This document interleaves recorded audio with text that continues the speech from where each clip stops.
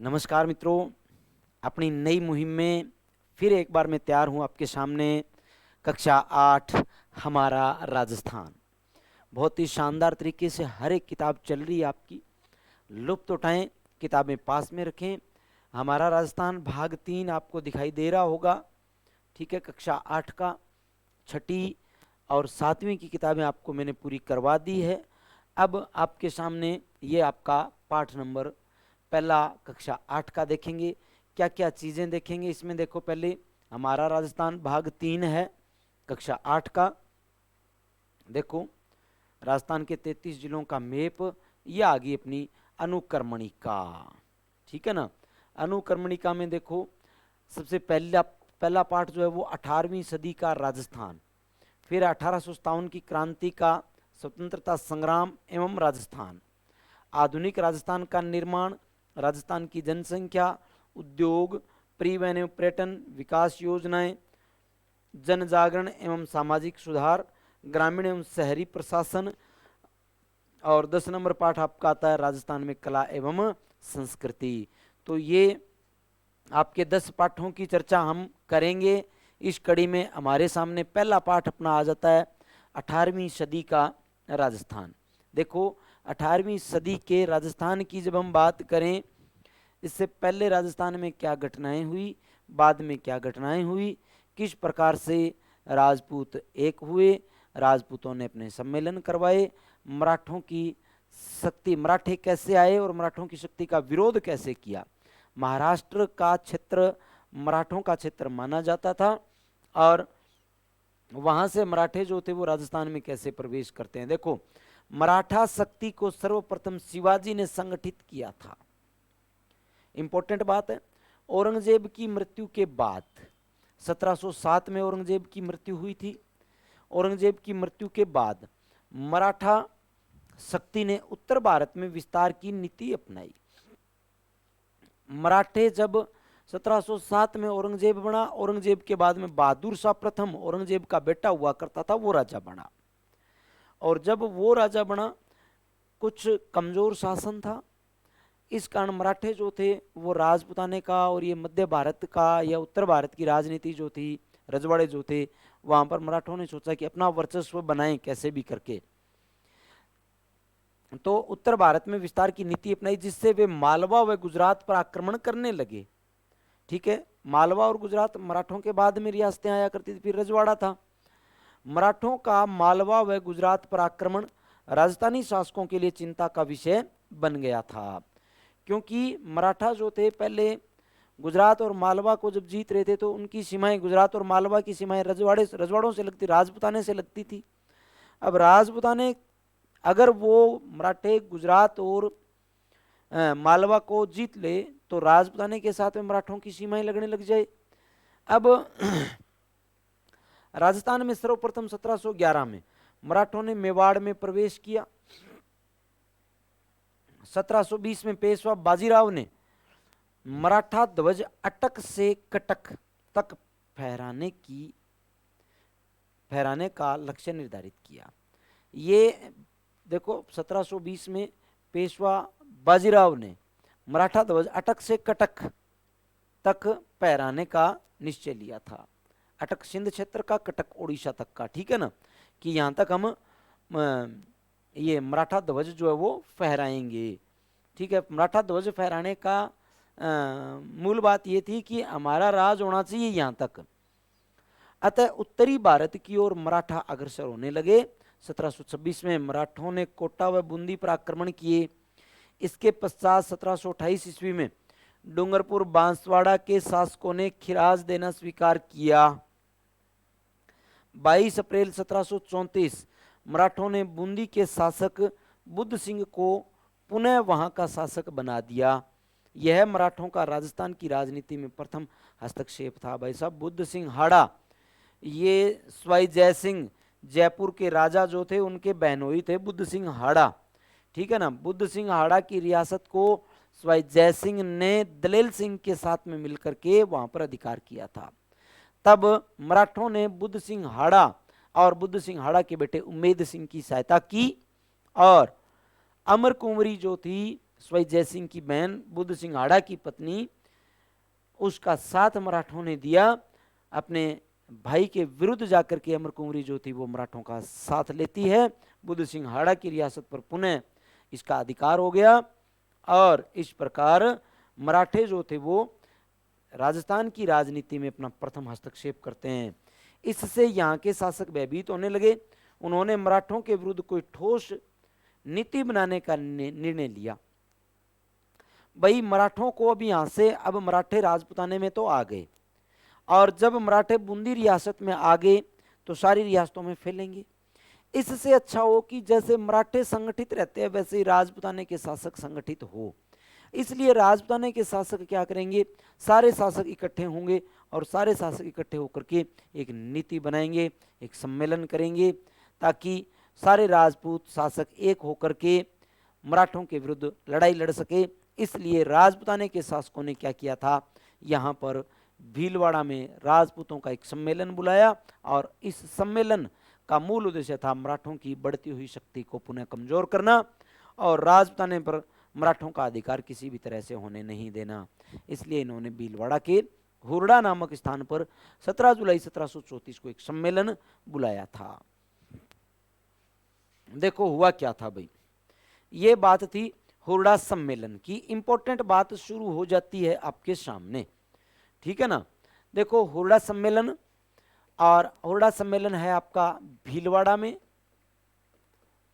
भीलवाड़ा में देखो राजस्थान के राजपूत राजाओं ने मराठों की बढ़ती हुई शक्ति को कमजोर करने के लिए 17 जुलाई 1734 को ओरडा भीलवाड़ा में एक सम्मेलन बुलाया। मराठों की बढ़ती हुई शक्ति को कमजोर करना इनका मूल उद्देश्य था कि कैसे हम मराठों की शक्ति को कमजोर करें, और जब मराठों की शक्ति यहाँ से कमजोर हो जाएगी तो राजपूत शासक स्वतंत्र शासन करना पुनः प्रारंभ कर देंगे।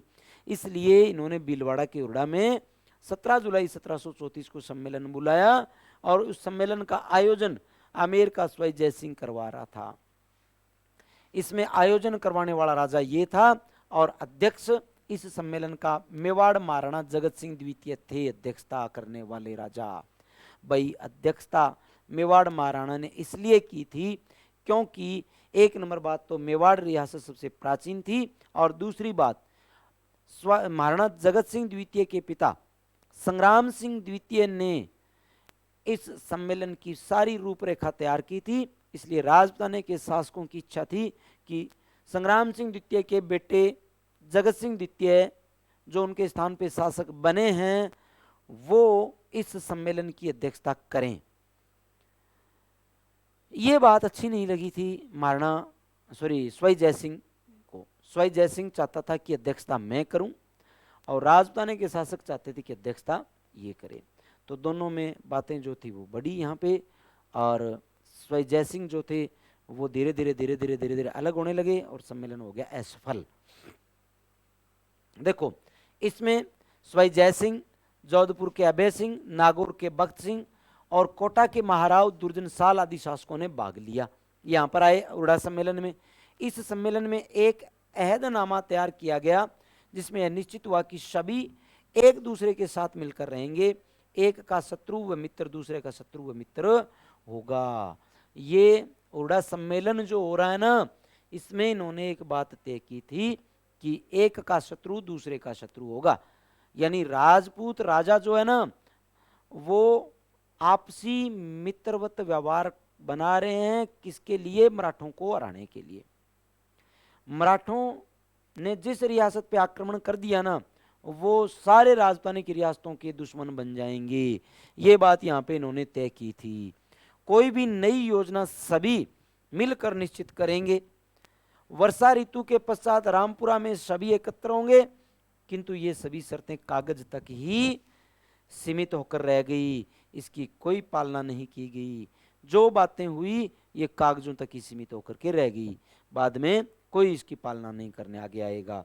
राजपूत शासक जाति, भाषा, रीति रिवाज, परंपरा की दृष्टि से समान थे, फिर भी उनमें एकता का अभाव था। आमेर के सवाई जयसिंह की उदासीनता व निर्णयों की अस्पष्टता ने मराठों के विरुद्ध नीति को असफल बना दिया। इससे मराठों का राजस्थानी शासकों पर प्रभुत्व बढ़ता गया। पेशवा बाजीराव ने राजस्थान की नीति का आकलन करने के लिए अपनी माता राधाबाई को 1735 ईस्वी में राजस्थान में तीर्थ यात्रा पर भेजा था। बहुत इंपॉर्टेंट बात है भाई। देखो यहाँ पे हमने दो बातें देखी है। जो बंदा, जो इंसान स्वाई जय सिंह यहाँ पर हुरडा सम्मेलन का आयोजन करवाने के लिए राजपूत राजाओं को, देखो मराठों से अगर सबसे ज्यादा भय इस समय था तो वो स्वाई जय सिंह को ही था। स्वाई जय सिंह के कहने पर ही ये आयोजन हो रहा है और स्वाई जय सिंह ही अपनी उदासीनता, अस्पष्टता दिखा देता है और कुछ ना तो हाँ कहता है ना कुछ ना कहता है। स्वाई जय सिंह धीरे धीरे यहां से पीछे हटने लगा। सारे राजपूत राजा समझ गए जो होना था। अब पेशवा बाजीराव ने क्या किया भाई, पेशवा बाजीराव अपनी माता राधाबाई को यहाँ पे भेजेंगे तीर्थ यात्रा के लिए, ठीक है ना। अपनी माता के सम्मान सहित से कुछ लौट आने पर पेशवा बाजीराव अगले ही वर्ष राजस्थान के दौरे पर आए, यहां से चौथ वसूली करना प्रारंभ कर देते हैं, ठीक है ना। आगे देखो, राजस्थान के उत्तराधिकारी संघर्ष में मराठों की भूमिका 1743 से 1700, देखो भाई बहुत बड़ी बातें थी, बहुत बड़ा सिस्टम था और जो बातें आमेर वालों ने करी उन बातों पे आमेर के राजा स्वाई जय सिंह रहे नहीं थे। स्वाई जय सिंह ने जो बातें इनके साथ में करी थी उन बातों का पालन स्वाई जय सिंह ने किया नहीं था और मेवाड़ वाले जो थे उन्होंने जो बातें की थी उन बातों पर मेवाड़ वाले रुके रहे थे, ठीक है ना। तो यहाँ पे बात क्या हुई थी, राजस्थान के उत्तराधिकारी संघर्ष में मराठों की भूमिका। देखो 18वीं शताब्दी में राजस्थान के राजपूत शासकों में उत्तराधिकारी के लिए संघर्ष होने लगा। यही कारण था कि मराठों को उत्तराधिकारी निर्णय में दखल का अवसर मिल गया। एक घर के दो भाई जब लड़ेंगे और तीसरा जब बीच में पंचायती करेगा तो वो घर टूटेगा। यही यहां पे हुआ। दो भाई लड़ेंगे, तीसरा बीच में आकर के दोनों को कभी इधर वाले को कभी इधर वाले को लड़ाने की कोशिश करने लगा और उसमें वो कामयाब हो गए। फूट डालो और राज करो की नीति मराठों की थी और यही नीति अंग्रेजों ने अपनाई थी। दोनों अपनी अपनी नीतियों में कामयाब हुए थे।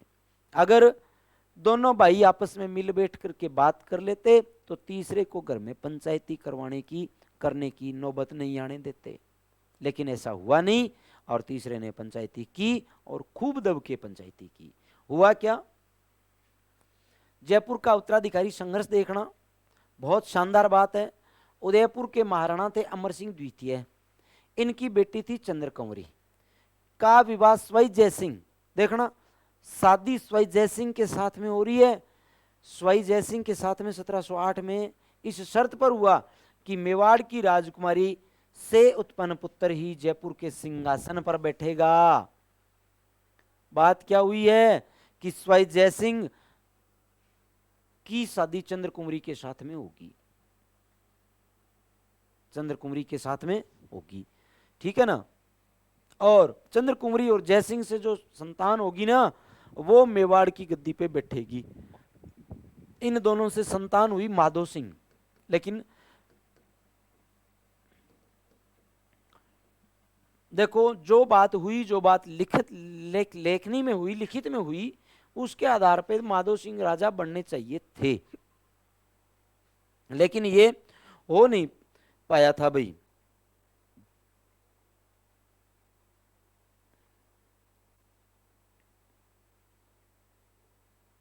ये बात जो थी वो हो नहीं पाई थी। यहां पर हुआ यूं, स्वाई जय सिंह चंद्र कुमारी से विवाह करते हैं, हामी भी बढ़ते हैं कि ठीक है, इस शर्त पे शादी हुई कि हम दोनों से जो संतान उत्पन्न होगी वो आमेर का राजा बन जाएगी। बात बनी नहीं मतलब देखो 1743 में स्वाई जय सिंह की मृत्यु हो गई, तब मेवाड़ की राजकुमारी चंद्र कुमारी बाई से उत्पन्न पुत्र माधो सिंह ने अपने मामा महाराणा जगत सिंह द्वितीय के सहयोग से स्वाई जय सिंह के ज्येष्ठ पुत्र ईश्वरी सिंह को चुनौती दे दी। स्वाई जय सिंह का बड़ा बेटा ईश्वरी सिंह था और राजपुताने की बात हुआ करती थी कि राजा का बड़ा बेटा राजा बनेगा, योग्य है, तो ईश्वरी सिंह भी योग्य था और स्वाई जय सिंह की गलती भी की हुई थी कि माधो सिंह जो है वो राजा बनेगा। क्यों, यहाँ पे ये देबारी का समझौता हुआ था, देबारी का समझौता हुआ था। और देबारी के समझौते के तहत, बातें बहुत लंबी थी, इन बातों को हम इतना खींच नहीं सकते, आगे जब आएगी बात तब करेंगे। देबारी के समझौते के तहत माधो सिंह राजा बनेंगे, लेकिन ईश्वरी सिंह को राजा घोषित कर दिया सवाई जय सिंह ने। अब क्या हुआ देखो, ईश्वरी सिंह जब राजा बन रहे हैं तब मराठा सरदार मल्हारराव होलकर द्वारा माधो सिंह का पक्ष लिया गया। क्यों, सही भी था माधो सिंह। ईश्वरी सिंह व माधो सिंह के मध्य राजमहल और बगरू के युद्ध हुए। अपने सेनापति हरगोविंद नाटाणी की कुटिलता के कारण ईश्वरी सिंह को आत्महत्या करनी पड़ी और माधो सिंह मराठों की सहायता से जयपुर के शासक बने। भाई 1750 में, 1743 में ईश्वरी सिंह राजा बने, 1750 में ईश्वरी सिंह आत्महत्या कर लेते हैं और उनकी जगह पर राजा कौन बनेंगे भाई, माधो सिंह जी राजा बनेंगे। माधो सिंह राजा बनेंगे 1750 में और 1768 तक राजा रहेंगे। इसके बाद में जोधपुर का उत्तराधिकारी संघर्ष। देखो, जयपुर की भांति जोधपुर में भी मराठों ने हस्तक्षेप किया। वहां भी राम सिंह और बख्त सिंह मध्य उत्तराधिकारी संघर्ष हो गया। दोनों ही मराठों की सहायता के प्रयास में जुट गए। पेशवा, सिंधिया वह होलकर के हस्तक्षेप बढ़ गए।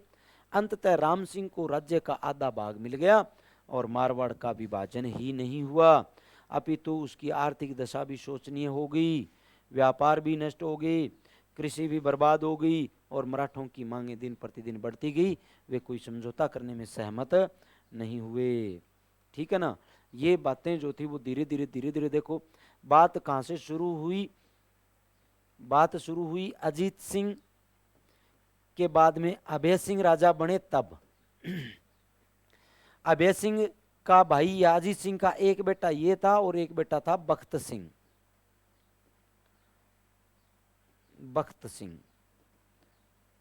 अभय सिंह के बाद में राजा बन गया बख्त सिंह। अभय सिंह का बेटा था राम सिंह और इसका बेटा था विजय सिंह। ठीक है ना। ये बातें थी यहां पर। ये चाह रहा था राजा मैं बनूं और राजा बना हुआ ये था। इसकी मृत्यु हुई 1749 में, तब राजा बन गया ये। और राम सिंह चाहता था राजा बनूं पिता की जगह में। ठीक है ना। तो बख्त सिंह राजा बन गया और बख्त सिंह के बाद में विजय सिंह राजा बन गया। तब इन दोनों भाइयों की लड़ाइयां हुई, यहाँ पे इनकी लड़ाइयां भी हुई। ये लड़ाइयां धीरे धीरे मराठों को आमंत्रित यहाँ पर कर लेती है। मारवाड़ में मराठों का आगमन हो जाता है। मराठे यहाँ पर आए, ये विजय सिंह मराठों को यहाँ से मारना शुरू भी करेगा। ठीक है ना। तो आगे देखो, मेवाड़ का उत्तराधिकारी संघर्ष। भाई मेवाड़ के उत्तराधिकारी संघर्ष की बात करें, 1761 में महाराणा राज सिंह की मृत्यु होने पर हरि सिंह को मेवाड़ के राज सिंहासन पर बैठा दिया गया। इसके कुछ समय बाद मेवाड़ गद्दी के दो दावेदार हो गए, एक हरि सिंह और दूसरा रतन सिंह। दोनों ने ही मराठों की सहायता प्राप्त करने के प्रयास किए। परिणाम स्वरूप गृह युद्ध में मराठा हस्तक्षेप होने लगा, जिससे मेवाड़ की सामाजिक, सांस्कृतिक, आर्थिक, राजनीतिक प्रगति के मार्ग अवरुद्ध हो गए और राजस्थान के शासकों के पारस्परिक वैमनस्य के कारण मराठों का हस्तक्षेप बढ़ता गया। फलतः यहाँ का विकास अवरुद्ध होने लगा। तो मेवाड़ में, मारवाड़ में और आमेर में तीनों जगह मराठों ने हस्तक्षेप किया था। अगर हुरडा सम्मेलन इनका सफल हो जाता तो मराठे यहाँ पर इनके साथ में कुछ भी नहीं कर पाते। आगे देखो भाई, आगे आगे अंग्रेजों के साथ में संधियों की बात। अंग्रेज व संधियां। मुगल साम्राज्य के पतन और मराठों द्वारा फैलाई गई अराजकता ने राजपूत शासकों, सामंतों तथा प्रजा में राजनीतिक, आर्थिक, सामाजिक व्यवस्था उत्पन्न कर दी। ऐसी स्थिति में राजस्थान की तरफ से अंग्रेजों का स्वाभाविक झुकाव हुआ। वे अपनी शक्ति के विस्तार तथा अन्य राजनीतिक, आर्थिक लाभ प्राप्त करने के लिए राजपूत शासकों से मैत्री करने के लिए उत्सुक हुए। अतः 1817-18 में राजपूत शासकों ने अंग्रेज सरकार से संधियां करनी शुरू कर दी। बस यही राजपूत शासक जकड़े जाएंगे, अंग्रेजों से संधियां करेंगे और मनमानी करेंगे। राजस्थान के राज्यों में सर्वप्रथम 29 सितंबर 1803 को भरतपुर राज्य ने अंग्रेजों के साथ संधि कर ली। भरतपुर ने शुरू कर दी संधि करनी। और जब भरतपुर रियासत ने यहाँ पर संधि करनी शुरू की, धीरे धीरे दूसरी रियासतें भी भाग लेना शुरू कर देगी। 1818 तक सिरोही राज्य को छोड़कर सभी रियासतों ने कंपनी का संरक्षण स्वीकार कर लिया। कंपनी का मतलब east India company, east India company, EIC, ठीक है ना। सभी राज्यों ने कंपनी का संरक्षण स्वीकार कर लिया। केवल मारवाड़ के विरोध के कारण सिरोही तक से तत्काल संधि नहीं हो सकी एवं 1823 ईस्वी में संधि पर हस्ताक्षर हुए, ठीक है ना, संधि पर हस्ताक्षर हुए। सिरोही से तत्काल संधि नहीं हो सकी और 1823 ईस्वी में सिरोही ने संधि पर हस्ताक्षर किए। इसमें सिरोही के राजा हुआ करते थे शिव सिंह जी। सबसे अंत में शिव सिंह जी ने ये संधि स्वीकार की थी। सारी रियासतें 1817, 18 में संधियां कर लेती है। एक सिरोही रियासत 1823 में ये संधि करती है। आगे संधियां तो हो गई, क्या संधियों के परिणाम पॉजिटिव रहेंगे या नेगेटिव रहेंगे? संधियां हो गई, परिणाम आने शुरू हो गए। तो देखो 1817-18 की संधियों के परिणाम स्वरूप अंग्रेजों को दिए जाने वाले खिराज से देसी शासकों की आर्थिक स्थिति खराब हो गई, ठीक है ना। अंग्रेजों को, अंग्रेज शासक जो थे खिराज मांग रहे थे, सॉरी अंग्रेज कंपनियां जो थी वो खिराज मांग रही थी, कर मांग रही थी। देसी शासक आर्थिक स्थिति कमजोर हो गई। राजा जो थे वो धीरे धीरे कमजोरी की ओर जाते गए। क्यों? अंग्रेज लूटने लग गए देश को। अंग्रेजों को शासकों के आंतरिक मामलों में हस्तक्षेप का अवसर मिल गया। धीरे धीरे अंग्रेजों की बात कहें तो चुल्लों तक होने लगी भाई, ठीक है ना। अंग्रेजों का प्रवेश चुल्लों तक होने लग गया। अंग्रेज घर में पूर्ण रूप से प्रवेश कर चुके थे। अब राजपूतों को आर्थिक रूप से कमजोर करेंगे। अंग्रेजों ने भी शासकों को सामंतों के विशेषाधिकार तथा शक्ति नष्ट करने हेतु दबाव डाला। सामंत को कमजोर कर रहे थे। छोटे शासक, ठिकानेदार, जमींदार जो थे, जागीरदार जो थे, उनको अंग्रेज कमजोर करवाना चाह रहे थे। धीरे धीरे उनको कमजोर करवाएंगे तभी बात बनेगी। सामंतों की प्रतिष्ठा को हानि पहुंची। छोटे राजा जो थे उन्होंने अपना मान सम्मान कम समझा कि आपके मान सम्मान, आपकी इज्जत के साथ में खिलवाड़ करवाना चाह रहे हैं। स्वदेशी व्यापार, उद्योग, हस्तशिल्प नष्ट होने लगे। छोटे घरेलू उद्योग जो थे वो लोगों के नष्ट होने लग गए धीरे धीरे। और जैसे जैसे ये बातें बढ़ती गई, लोग जो थे वो सामंती व्यवस्था कमजोर होने लगी। राजस्थान में ईसाई मिशनरियों का प्रवेश होने लगा और उन्होंने ईसाई धर्म का प्रचार करना प्रारंभ कर दिया बस।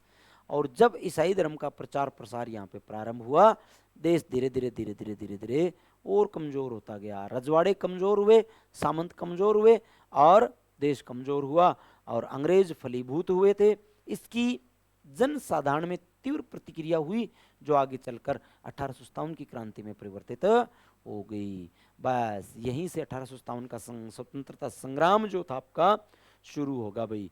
अब कुछ शब्दावलियां। अहदनामा क्या था भाई? अहदनामा इकरारनामा था, समझौता था। चौथ, मराठों द्वारा लिया जाने वाला सुरक्षा कर था, अन्य शासकों से लिया जाने वाला सुरक्षा कर कि आप हमें चौथ कर दो, क्यों? हम आपकी सुरक्षा करेंगे। अरे तो सुरक्षा करने के लिए इनके पास में तो थे, फिर भी इनको सुरक्षा मांगनी पड़ रही थी। खिराज कृषि भूमि पर लिया जाने वाला कर था। आगे देखो भाई, आगे आ गया। हुडा सम्मेलन की अध्यक्षता किसने करी? बता दो भाई। हुडा सम्मेलन की अध्यक्षता महाराणा जगत सिंह द्वितीय ने की थी। आगे देखो भाई, पाठ नंबर 2, 1857 का स्वतंत्रता संग्राम एवं राजस्थान। बहुत इंपॉर्टेंट है भाई, बहुत अच्छी बात है भाई। ध्यान से देखना, किताब लेके बैठे रहो तभी ये बातें है ना अच्छे से पल्ले पड़ेगी आपके, बार बार पढ़ते जाना। राजस्थान में 1857 के लिए चेतना और संघर्ष का इतिहास हमारे लिए स्मरणीय है। 1857 से शुरू हुआ। 1857 का स्वतंत्रता संग्राम भारतीय इतिहास की महत्वपूर्ण घटना है। 1818 ईस्वी तक राजस्थान के विभिन्न राज्यों ने अंग्रेजों से संधियां कर ली, जिससे यह निश्चित किया गया, ये इंपॉर्टेंट बात है 1818 की संधियां भाई, जिससे यह निश्चित किया गया था कि राज्यों के आपसी विवादों का निपटारा अंग्रेज कंपनी सरकार ही करेगी, परंतु अंग्रेज कंपनी ने मराठा राज्यों को आंतरिक मामलों में हस्तक्षेप, किसानों एवं जनसाधारण के हितों पर कुठाराघात करके राजस्थान में कंपनी के विरुद्ध असंतोष की भावना का प्रसार किया। अब बात आ जाती है राजस्थान में 1857 की क्रांति के कारण। देखो भाई 1857 की क्रांति के कारण क्या थे, वो बात हम यहां पर कर रहे हैं। 1857 की क्रांति क्यों हुई? पहला कारण है कंपनी का राज्यों के आंतरिक शासन में हस्तक्षेप करना। कंपनी, मैंने अभी एक बात कही थी कि अंग्रेज अधिकारी जो थे ना, वो राजाओं के घरों में घुस करके उनको लड़ाने की कोशिश कर रहे थे। भाई भाई को लड़ाया जा रहा था, राजा को सामंत से लड़ाया जा रहा था, सामंत को कमजोर किया जा रहा था, इसलिए लोग जो थे वो अंग्रेजों के विरुद्ध होने शुरू हो गए। संधि पत्र की शर्तों की अनदेखी करते हुए, देखना संधि पत्र जो हुआ, अंग्रेज राज्यों के आंतरिक प्रशासन में हस्तक्षेप करने लगे। एक बात कही गई थी कि अंग्रेज राज्य के आंतरिक मामलों में हस्तक्षेप नहीं करेंगे, लेकिन अंग्रेज करने लग गए। धीरे धीरे होता गया, पता ही नहीं लगा। 1839 में जोधपुर के किले पर अधिकार, देखना मांगरोल के युद्ध में कोटा महाराव के विरुद्ध दीवान जालिम सिंह की मदद, मेवाड़ प्रशासन में बार बार हस्तक्षेप आदि अंग्रेजों ने राजाओं की प्रभु सत्ता समाप्त कर उन्हें अपनी कृपा दृष्टि पर निर्भर बना दिया। राजा वही करेंगे जो अंग्रेज कहेंगे, ठीक है ना।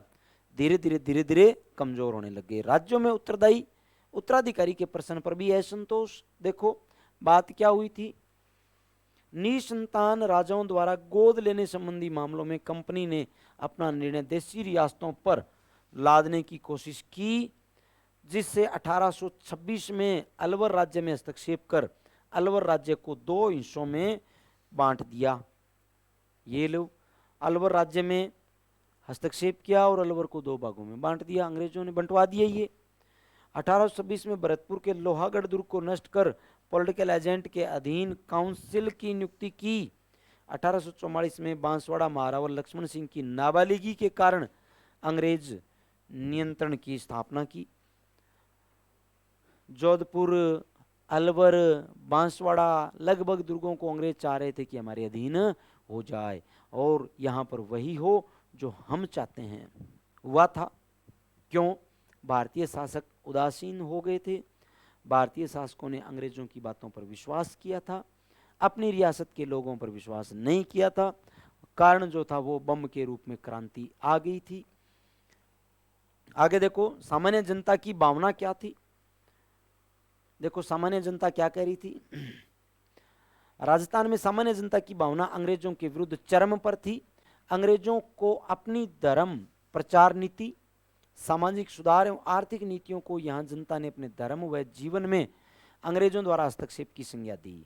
देखो डूंगजी ज्वार जी एवं लोठू जाट द्वारा नसीराबाद की सैनिक छावनी को लूटना आम जनता में बहुत ही प्रसन्नता का कारण बना था।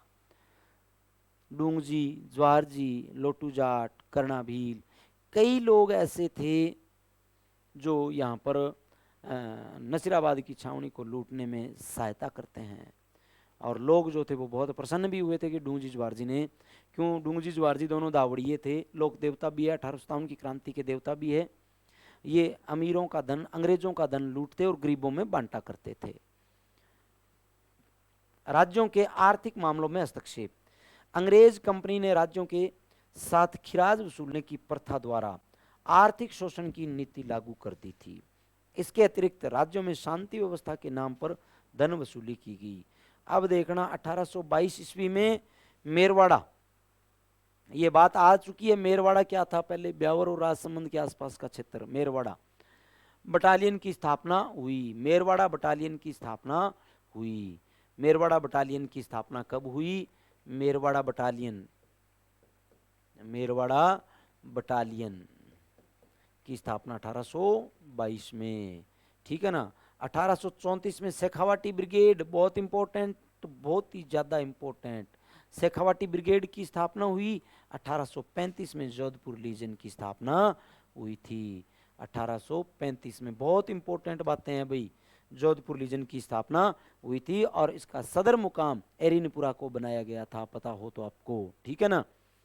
1841 में मेवाड़ भीलकोर की स्थापना हुई थी, जिसको हम बोलते हैं MBC, मेवाड़ भील कोर की स्थापना हुई।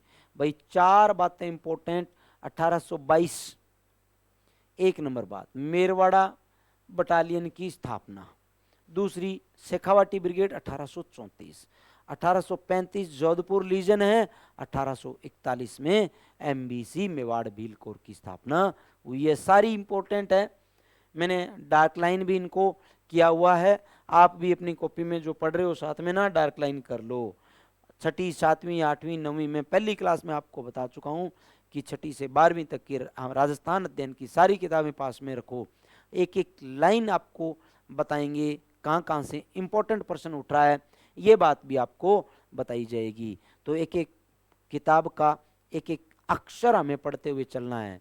जो इंपॉर्टेंट होगा उसको अपने कैचअप कर लेंगे, बाकी को जाने देंगे। आगे देखो, सामंतों की मनोदशा। भाई सामंत तो हमें पता है कि धीरे धीरे कमजोर तो हुए ही थे, इनके मन में क्या चल रहा था, देखो सामंतों की मनोदशा। 1818 की संधियों के पूर्व तक शासकों को मुख्यतः सामंतों पर ही निर्भर रहना पड़ता था। शासक वर्ग पहले सामंतों पर निर्भर था, धीरे धीरे बातें आगे बिगड़ती गई। अतः संधि के पश्चात सामंतों पर उनकी निर्भरता प्राय समाप्त हो गई। सामंत अपनी दुखद स्थिति का उत्तरदायी मुख्यतः अंग्रेजों को ही मानते थे। तो भाई सामंत भी अंग्रेजों के विरोध में हो गए, अतः उनमें रोष बढ़ता गया। आउआ, कोठारिया, सलूम्बर ठिकाने इसके उदाहरण है। यहाँ के ठिकानेदार जो थे वो शासकों के विरुद्ध हो गए थे, अंग्रेजों के विरुद्ध हो गए थे। आगे, क्रांति का तात्कालिक कारण, बहुत इंपॉर्टेंट बात। क्रांति का तात्कालिक कारण क्या था? देखो भाई, क्रांति का तात्कालिक कारण, 1857 की क्रांति का तात्कालिक कारण एनफील्ड राइफल में प्रयुक्त कारतूस में गाय एवं सुअर की चर्बी। कहते हैं कि पहले इनको जो राइफल दी जाती थी वो राइफल थी ब्राउन बेंस राइफल, और ब्राउन बेंस राइफल के स्थान पर इनको राइफल दी जाती थी एनफील्ड राइफल।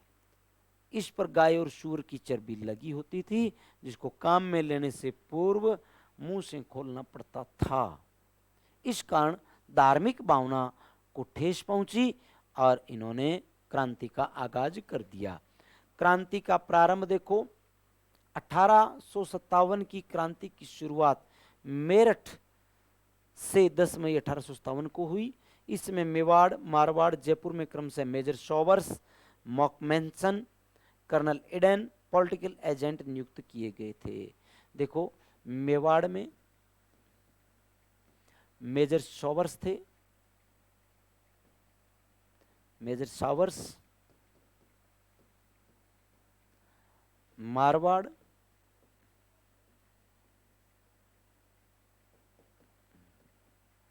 मॉकमेसन, और जयपुर कर्नल एडन, ये जयपुर में थे। ये पॉलिटिकल एजेंट नियुक्त किए गए थे, राजा के साथ में रहते थे, राजा के साथ में काम करते थे।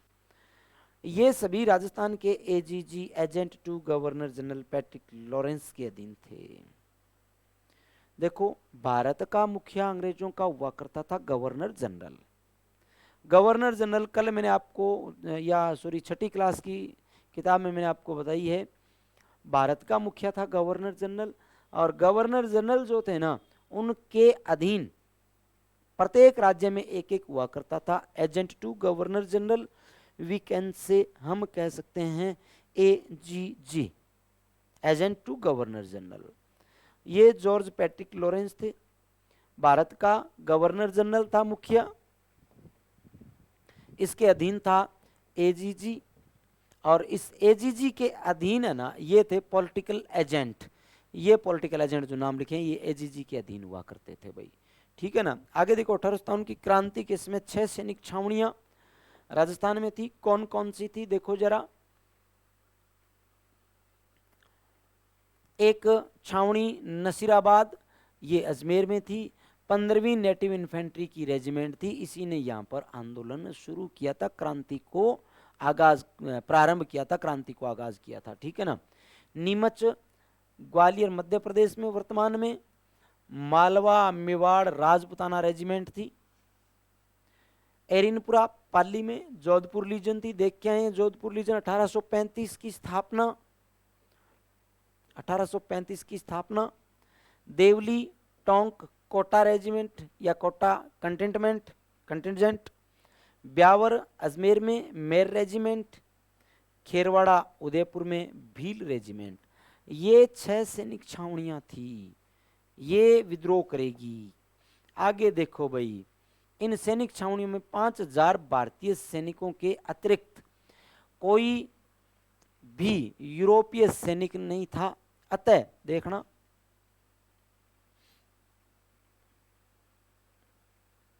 कोई भी यूरोपीय सैनिक नहीं था। अतः एजीजी के लिए इन्हें नियंत्रण में रखना एक गंभीर चिंता का विषय था। 19 मई, ध्यान से देखना, 1857 को निर्देशित किया गया को एजीजी लॉरेंस को मेरठ विद्रोह की सूचना माउंट आबू में मिली। उसने सभी राजाओं को निर्देशित किया कि राज्य में शांति व्यवस्था बनाए रखें तथा शक्ति के विद्रोहियों का दमन करें। नसीराबाद का विद्रोह शुरुआत अपनी हो चुकी है, नसीराबाद के विद्रोह से।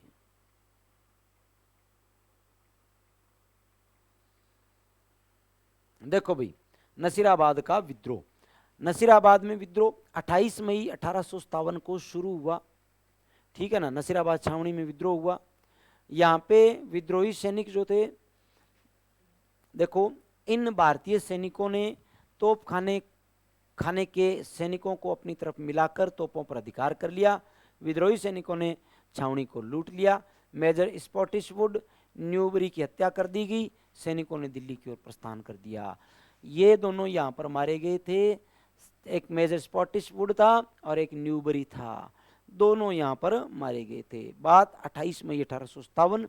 15वीं नेटिव इन्फेंट्री यहाँ पर घटना को अंजाम देती है। 15वीं नेटिव इन्फेंट्री ने घटना को अंजाम दिया। नीमच में 3 जून 1857 को नीमच छावनी में, देखो यहाँ पर मोहम्मद अली बेग के नेतृत्व में विद्रोह हुआ था भाई। ठीक है ना। आग लगा दी शस्त्रागार में।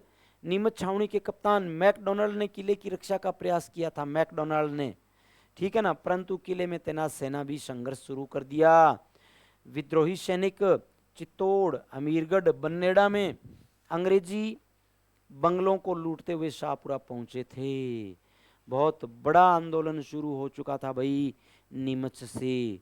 अब यहाँ पर क्या होगा, विद्रोही सैनिक चित्तौड़, अमीरगढ़, बन्नेड़ा से लूटते हुए शाहपुरा आ गए। शाहपुरा का राजा इनको रसद सामग्री आपूर्ति करवाएगा। जागीरदार ने, शाहपुरा के जागीरदार ने विद्रोही सैनिकों के लिए रसद की आपूर्ति की। नीमच में क्रांति की सूचना पाते ही मेजर सावर्स मेवाड़ की एक पलटन को क्रांतिकारियों को निकालने भेजा। स्वयं नीमच की ओर बढ़ा। सावर्स ने कोटा, बूंदी, मेवाड़ की सेनाओं की सहायता से नीमच पर पुनः अधिकार कर लिया था। आगे देखो, एरिनपुरा का विद्रोह। भाई एरिनपुरा के विद्रोह में क्या हुआ, एरिनपुरा का विद्रोह जो था वो बहुत बड़ा था भाई। 21 अगस्त 1857 को एरिनपुरा में विद्रोह हो गया। जोधपुर लीजन के देखना, मोती खां, शीतल प्रसाद और तिलक राम के नेतृत्व में विद्रोह का बिगुल बजा। ठीक है ना। मोती खां, शीतल प्रसाद, तिलक राम तीनों नेतृत्व कर रहे थे। वे क्रांति के नेताओं के आदेशानुसार चलो दिल्ली मारो फिरंगी, दिल्ली जाओ अंग्रेजों को मारो के नारे लगाते हुए दिल्ली की ओर निकल पड़े। आहुआ के ठाकुर कुशाल सिंह इन सैनिकों से मिले और अपना नेतृत्व इनको सौंप दिया। ठीक है ना। और इन्हें अपने साथ आहुआ ले गए। अब बात क्या हुई, आहुआ में विद्रोह। आहुआ में क्रांति का नेतृत्व ठाकुर कुशाल सिंह चंपावत द्वारा किया गया। आहुआ, अशोप, आलनियावास, लांबिया, गुल्लर, रुडावास परगनों के सैनिकों ने 8 सितंबर 1857 को देखना भाई 2 युद्ध किए। एक 8 सितंबर 1857 को, दूसरा 18 सितंबर 1857 को। एक बिठोड़ा का युद्ध करेंगे और एक चेलावास का युद्ध करेंगे। ठीक है ना। बिठोड़ा का युद्ध जब करेंगे अंग्रेजों को ये हराएंगे क्रांतिकारी, चेलावास के युद्ध में भी अंग्रेजों को क्रांतिकारी हरा देंगे। देखो 8 सितंबर ये युद्ध जो है ना 8 सितंबर 1857 को बिठोड़ा पाली में कैप्टन इतकोट जोधपुर महाराजा तख्त सिंह की संयुक्त सेना को पराजित इन्होंने किया। एक तो कैप्टन हितकोट है और एक यहाँ पर इनके साथ में जोधपुर के महाराजा तख्त सिंह जी है। इन दोनों की सेनाओं को इन्होंने पराजित किया था। 18 सितंबर 1857 को क्रांतिकारियों तथा जोधपुर के पॉलिटिकल एजेंट मॉकमेसन के बीच चेलावास का युद्ध हुआ। ये युद्ध हुआ चेलावास का। इस युद्ध में मॉकमेसन का सिर काटकर आउवा के किले पर लटका दिया। मॉकमेसन का देखो 2 पॉलिटिकल एजेंट के सिर कटे थे, एक मॉकमेसन का एक कोटा में बर्टन का। यहां पर इसका मॉकमेसन का सिर काट के आउवा के किले पे टांग दिया और कोटा में बर्टन का सिर काट के कोटा शहर में घुमाएंगे मुंडी को पकड़ के। ठीक है ना। आगे देखो बात भाई, होम्स के नेतृत्व में आगे देखना, सिर काटकर आउवा के किले पे लटका दिया। ब्रिगेडियर होम्स के नेतृत्व में सेना जनवरी 1858 में आउवा के किले पे अधिकार कर लेती है। आउवा की क्रांति को आज भी लोग होली आदि के लोक गीतों के माध्यम से याद करते हैं। ढोल बाजे चंग बाजे भलो बाजे बांकियो, ढोल बाजे चंग बाजे भलो बाजे बांकियो, एजेंट को मारकर दरवाजे पर टांगियो। ढोल बाजे चंग बाजे भलो बाजे बांकियो, एजेंट को मारकर दरवाजे पर टांगियो। ठीक है ना। एजेंट मतलब पॉलिटिकल एजेंट, मॉकमेसन का सिर काट के दरवाजे पे टांग दिया। आगे देखो भाई, कोटा में विद्रोह सबसे खतरनाक विद्रोह था।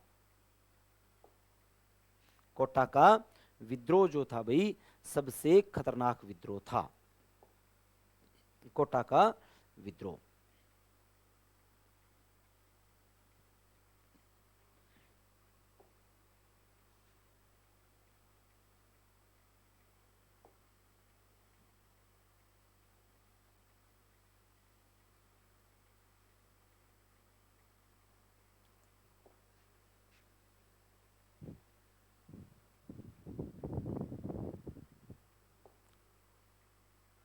देखो भाई, कोटा का विद्रोह क्या कह रहा था हमें।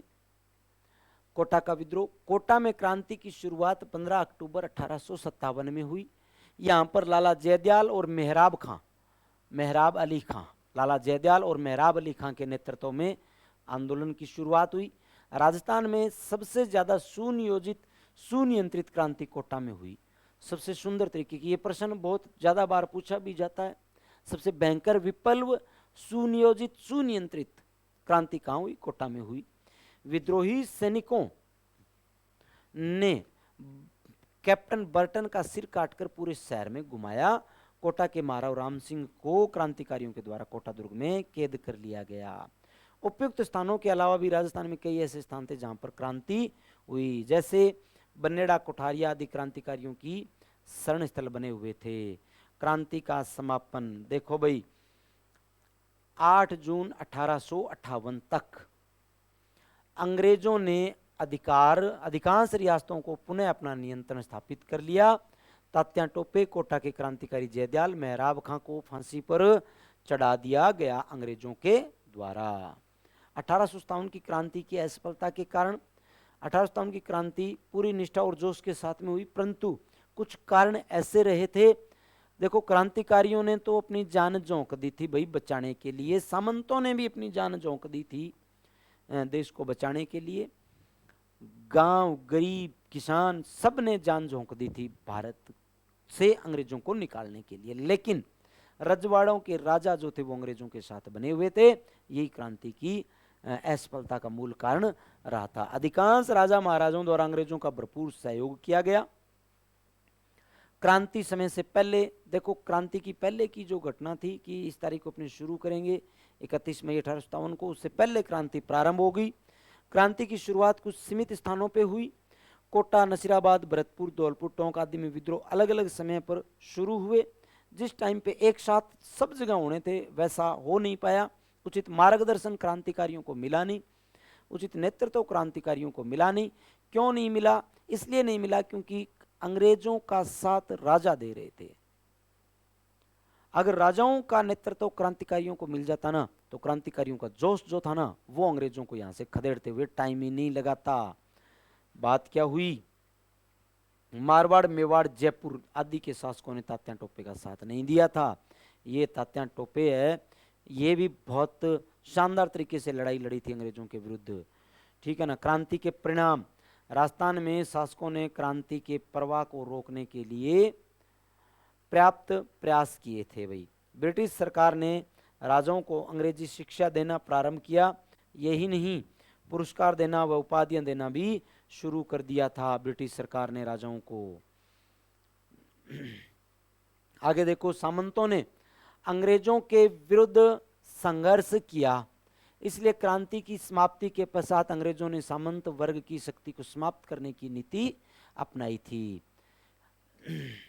अंग्रेजी शिक्षा पद्धति का विस्तार किया गया ताकि नौकरशाही में अंग्रेजी शिक्षा प्राप्त एवं अनुभवी एवं स्वामी भक्त व्यक्तियों की भर्ती की जा सके।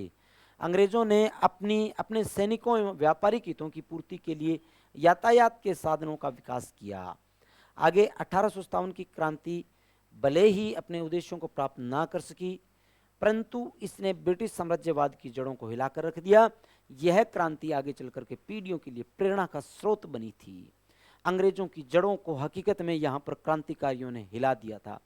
अंग्रेज पहचान चुके थे कि भारतीयों की शक्ति, भारतीयों की ताकत कितनी है, और भारतीय आपका साथ दे रहे थे तभी भी आपकी जड़ों को हिला दिया। अगर भारतीय आपका साथ नहीं देते तो अंग्रेजी शासन 1857 में भारत से समाप्त हो जाता। आज के लिए इस क्लास के लिए इतना ही, बाकी की चर्चा अपने करेंगे कल की क्लास में। तब तक के लिए धन्यवाद।